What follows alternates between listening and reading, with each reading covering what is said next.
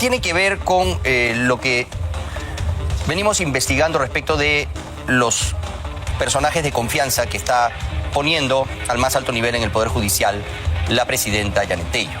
Ayer hablamos de Omar Cairo, ¿no? Vinculado a la sustentación de esta barbaridad jurídica llamada la denegación fáctica de la confianza, con la que cerraron el Congreso ilegalmente, ya lo ha dicho así el TC. Bueno, este abogado del lagarto no se la pierde y ha estado nombrado como jefe del gabinete de asesores, ¿no? De la presidencia del Poder Judicial. Ahora hemos descubierto que hay otra persona con cuestionamientos también. Kimberly Giraldo ha descubierto que Tello ha contratado a una funcionaria investigada en la trama de corrupción de los cuellos blancos del puerto, la señora María Dolores Pecho, como gerente en la Corte Suprema de Justicia. ¿Quién es ella y por qué? ¿Es cuestionable su contratación? Bueno, aquí está el caso, ¿no? Ya se formaliza una investigación preparatoria contra ella. Este es la consulta de casos fiscales a nivel nacional de Pecho Becerra María Dolores. Ahí está. Sí está siendo investigada por este caso. Tiene su audio con César Inostroza y todo. Y la ponen en las más altas esferas del Poder Judicial, trabajando para la presidenta del Poder Judicial. ¿Creen que eso puede significar algún conflicto de interés, algún problema, alguna ventaja que ella pueda ejercer para poder, ¿no?, adaptar su caso a la realidad que ella quiere? Es decir, una tras otra. ¿No está la investigación por cuellos blancos? Desde el 25 de febrero, un personaje cuestionable y con un prontuario judicial deambula en la Corte Suprema de Justicia. ¿Cómo estás, Cecilia? ¿Qué me cuentas? ¿Pero qué cargo tiene actualmente? Subgerente de procesos de personal militar. Muchas gracias. La designación a un puesto clave dentro de uno de los poderes del Estado, a una de las protagonistas del caso de corrupción político-judicial más escandaloso de los últimos tiempos, demuestra la impunidad total que enferma a nuestro país. Esta persona está investigada y en un caso emblemático, en un caso de connotación nacional, digamos, un caso muy importante de corrupción, que es nada menos que los cuellos blancos del puerto. Ya no creemos en el Poder Judicial aquí porque le va a tocar a un juez del Poder Judicial tener que decidir sobre la responsabilidad penal o no de una gerente del Poder Judicial. Y todo esto bajo la supervisión de la misma presidenta del Poder Judicial, Janet Tello Guilardo. ¿Y la presidenta del Poder Judicial sabe que usted está trabajando ahí? Obviamente, sí. Todo pasa por un filtro. Pero usted sigue siendo investigado. Todos los funcionarios estamos en la posibilidad de salir. Una vez más, Contracorriente pone en evidencia un escándalo en el Poder Judicial. Esta vez por la designación de María Dolores Peche Becerra a un puesto de gerencia en esta entidad, siendo esta persona mencionada aún investigada en el caso de cuellos blancos. Es decir, esta persona trabaja en el mismo lugar donde está siendo investigada. El 7 de julio del 2018, la difusión de unos audios desencadenó una serie de destapes que revelarían presuntas negociaciones para rebajas de penas de cárcel, ascensos de funcionarios, entre otros vergonzosos favores. Los protagonistas de este escandaloso caso de corrupción fueron abogados, jueces, miembros del entonces Consejo Nacional de la Magistratura y hasta empresarios. Te hablé de una chica Carla Arevalo que... Sí, ya le he dicho a John que la tiene que atender. Hay una decisión de apoyarla, ten por seguro en eso, ¿ya? No va a tardar, ya sabemos el tema, no te preocupes de eso. Quizá en servicios judiciales.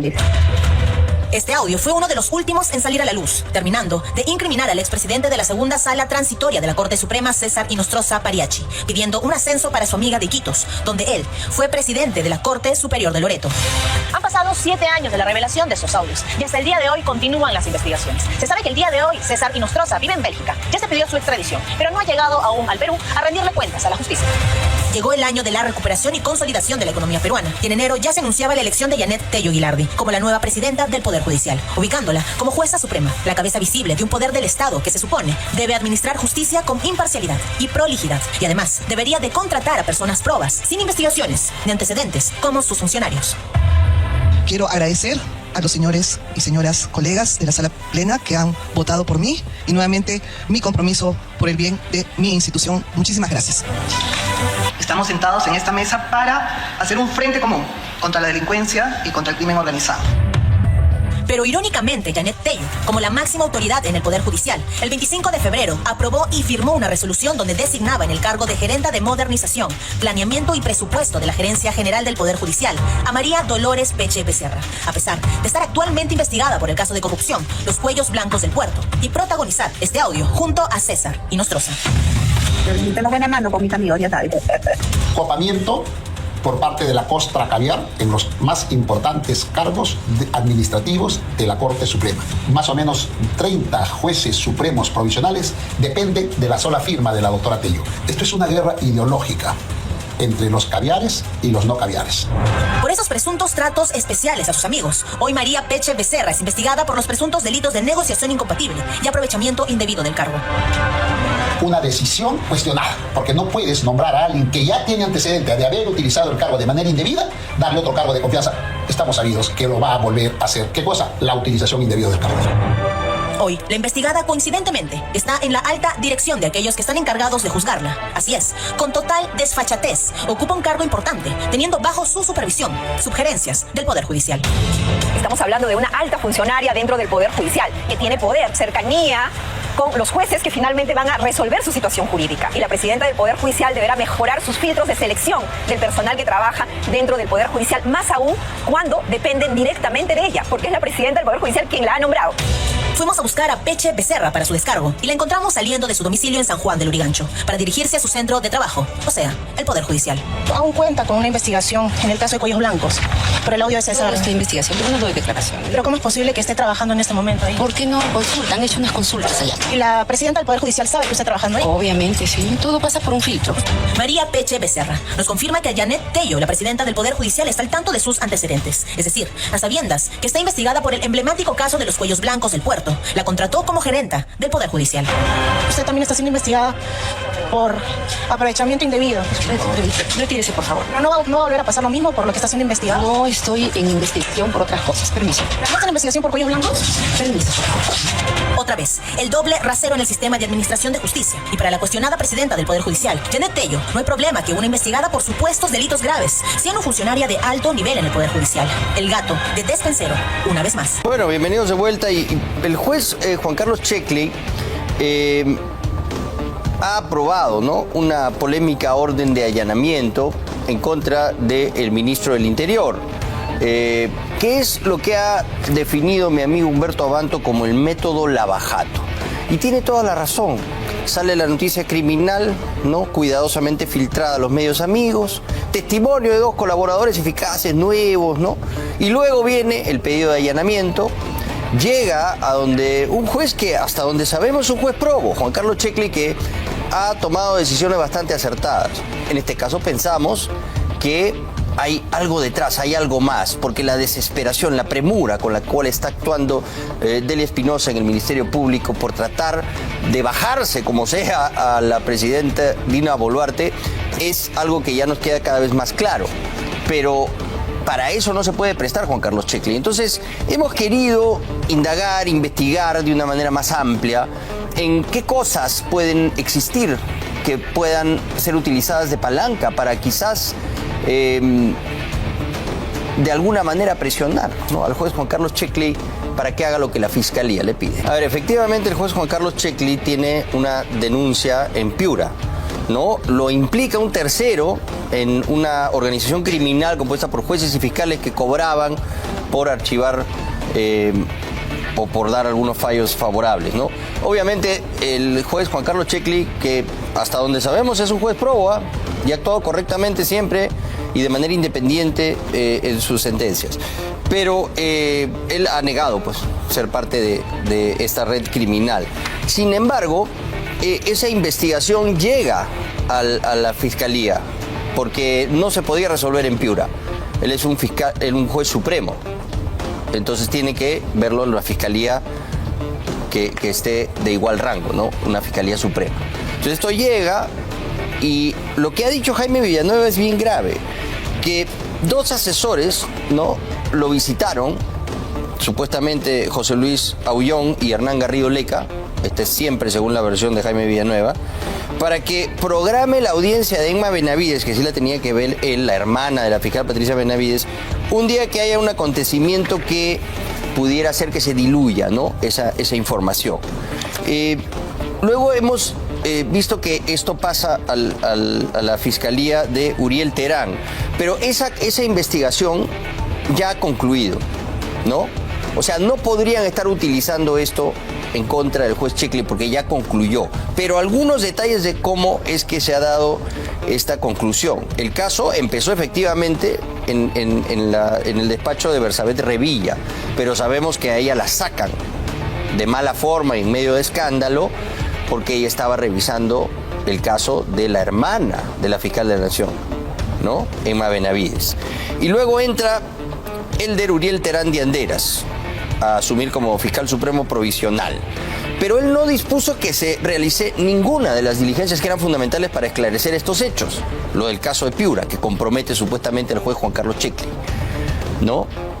Las diligencias no se hicieron, se enumeran en la página 32 de la disposición del archivo. Hizo una ampliación del plazo de la investigación, que ordenó que dure el 5 de diciembre del año 2022 al 5 de agosto del 2023. Pero era en un momento que por mandato jurisprudencial ya no era posible, ¿no? Pese a lo cual tampoco ordenó hacer las diligencias que realmente hacían falta. O sea, pide esa ampliación que ya era irregular y encima no hace lo que pide, lo que tenía que hacer.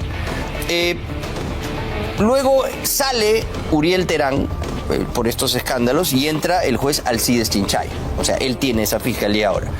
Él halló un panorama en que todo plazo posible de investigación ya estaba vencido. No se habían hecho las diligencias mínimas que hubieran buscado esclarecer los hechos y tuvo que archivar el caso. O sea, ahí no es responsabilidad del fiscal Alcides Chinchay. Y nunca sabremos si realmente había algo detrás o no. Entonces, claro, esta versión de Jaime Villanueva cobra mayor relevancia en este contexto. Porque ¿acaso es que Patricia Benavides llegó a transar con el juez Checkley para tenerlo de su lado y que pueda, ¿no?, corroborar en el Poder Judicial todas las líneas de investigación y las solicitudes que hiciera Patricia Benavides, ¿no? Eso está por verse. Nuevamente, no queremos manchar el nombre del juez Checkley, sabemos que es un juez probo, pero hay que decir estas cosas. En todo caso, con lo del ministro del Interior, Juan José Santibáñez, por un caso de abuso de autoridad que tiene una pena de 3 años, no corresponde pues un allanamiento, es el ministro del Interior. Y siempre ha sido muy cuidadoso el juez Checkley. Entonces, por eso sospechamos que puede haber habido algún tipo de presión, ¿no?, de repente vinculada a este tipo de casos. El juez Juan Carlos Checkley Soria es, desde hace por lo menos un par de años, un juez supremo provisional cuyo rostro y desempeño es cada vez más público por la importancia de los casos que resuelve en primera instancia a nivel de la Corte Suprema. Lo vimos en audiencias, por ejemplo, de Betsy Chávez. Permítanme defenderme en libertad. Es lo que les pido, permítanme hacerlo en libertad. El cese de su patrocinada, la señora Chávez Chino. De Pedro Castillo. Revisión, cese, por donde quiera, haga su trabajo. Doctor, vamos a entrar por el de revisión. Doctor, De Iván Noguera, ex integrante del Consejo Nacional de la Magistratura, disuelto por el escándalo Cuellos Blancos. ¿Qué importa? Ya me di cuenta que esto es medio político. Ya se cumplió su tiempo. Acá estamos en una audiencia donde la Fiscalía tenía que cumplir unas reglas de conducta. O de Martín Vizcarra. Y no están en discusión. Solo 3 y ya fueron. O también lo vimos yendo hasta la Avenida España para dirigir la audiencia de detención preliminar, tanto en Pedro Castillo como la audiencia de Andrés Hurtado Chibolín. La última decisión fue en este caso. Andrés Avenido Hurtado Grados. ¿Tiene usted algún apellido, algún alias como lo conocen? El nombre artístico, Chibolín. El caso del allanamiento al ministro del Interior, Juan José Santibáñez. Pero el juez Checkley pidió dejar de ver este caso en octubre de este año. Técnicamente, pidió inhibirse. La inhibición es un pedido que realiza un juez para apartarse de revisar un caso debido a que cumple con alguna de las causales estipuladas en el artículo 53 del Código Procesal Penal. Según el acuerdo plenario, la Corte precisa que en el caso de inhibición o de recusación, lo que se busca es alejar al juez de un proceso, pues está vinculado a las partes y al objeto procesal que se discute, lo cual podría afectar su imparcialidad. Esta fue la solicitud de Checli. Pidió alejarse del proceso de abuso de autoridad que se lleva contra el mismo Juan José Santibáñez. Sin embargo, contracorriente, accedió a la resolución de la Sala Penal Permanente de la Corte Suprema, liderada en esta oportunidad por el juez Iván Sequeiros, en la que rechazan el pedido de Juan Carlos Checli y, como cosa juzgada que es, lo conminan a seguir llevando el caso y también a decidir los pedidos de la Fiscalía de la Nación sobre el caso del ministro Santibáñez, como el que vimos hace algunos días, y también lo obligan a ver el pedido de impedimento de salida del país programado para el próximo 11 de marzo. Aquí un detalle. El magistrado Checli Soria refiere que la defensa del investigado Santibáñez Antúnez la ejerza el estudio Caro Asociados, en el que también participa como socio el abogado Luis Miguel Reina Alfaro, quien viene ejerciendo actualmente al defensa del juez que se inhibe. Por lo tanto, se inhibe de conocer los procesos en que se intervenga como investigado Juan José Santibáñez Antúnez, bajo el patrocinio de Caro y Asociados. Además, dentro del mismo documento se menciona que las defensas técnicas del investigado son los abogados Virginia Naval Linares y Junior Mendoza Jesús. Estos dos nombres junto a Luis Miguel Reina Alfaro, a quien Checli mencionó como su abogado, figuran en la página web del estudio que dirige Carlos Caro, a quien buscamos para que nos dé una entrevista. ¿Por qué la insistencia del Poder Judicial para que Checli siga llevando este caso? Yo creo que era más transparente, más allá de las bondades y la decencia del doctor Checli, aceptar la inhibición que viniera otro magistrado, porque siempre va a ser ahora una fuente de cuestionamiento, decir, bueno, el doctor Checli tiene como abogado, el mismo abogado del estudio, del procesado, entonces va a generar mayor discusión de lo que ya se está dando, ¿no? En esta lawfare, esta guerra judicial entre Ministerio Público, Congreso, Ministerio Público, Junta de Justicia. Buscamos insistentemente a los magistrados responsables de esta decisión. Checli habló sobre lo que es para él la figura de los allanamientos. Y la regla es bien clara. Para un allanamiento no se requiere la presencia del defensor público. O sea, yo soy juez, yo doy allanamientos y allanamientos fuertes, potentes, también en oficinas del Congreso, etcétera, y en casas de altos funcionarios. El fiscal con la policía llega al lugar del allanamiento, lo primero que tiene que hacer es tocar la puerta o tocar el timbre, una orden judicial, y a partir de ahí comienza la diligencia de allanamiento.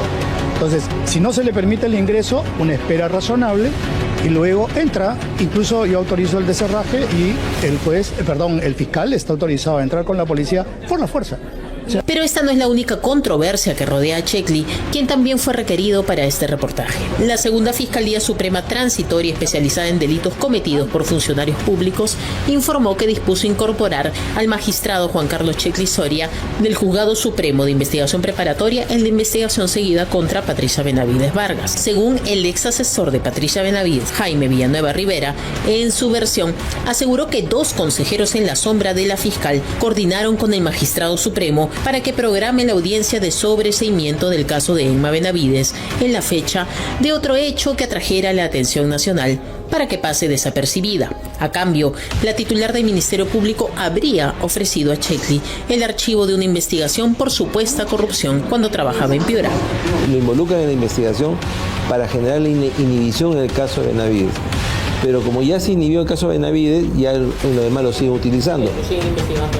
Así es, exactamente. Entonces, como que lo tienen un poco cogido, ¿no? Pero es absolutamente irregular. Y es lo que los fiscales se quejan de los abogados, de tinterillar.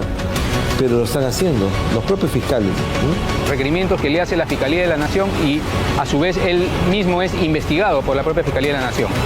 Entonces, en aras de transparencia en su actuar funcional, definitivamente, y para evitar cualquier tipo de suspicacia que pudiera dar a entender ante la opinión pública de que pudiera estar siendo manipulado o presionado de alguna manera por ser investigado en la Fiscalía de la Nación para emitir un tipo de pronunciamientos de aquellos requerimientos que le haga la propia Fiscalía de la Nación, justamente para evitar esas suspicacias, ¿no? De presunto sometimiento, algún tipo de presión, él debería apartarse. La carpeta fiscal correspondía al caso Los Ilegales de Piura. Checli ha negado en todo momento esta versión. Uno no puede ceder a ningún tipo de presión. ni de la prensa, ni la mediática, ni de los colegas, y de nadie, ni de las partes, menos de las partes. O sea, uno tiene que hacer su trabajo, por eso las audiencias son públicas, se escuchan los argumentos y se toman decisiones, ¿no? Tramas y desenlaces aún inciertos en torno a un juez supremo provisional que ve casos importantísimos y que estaría recibiendo presiones.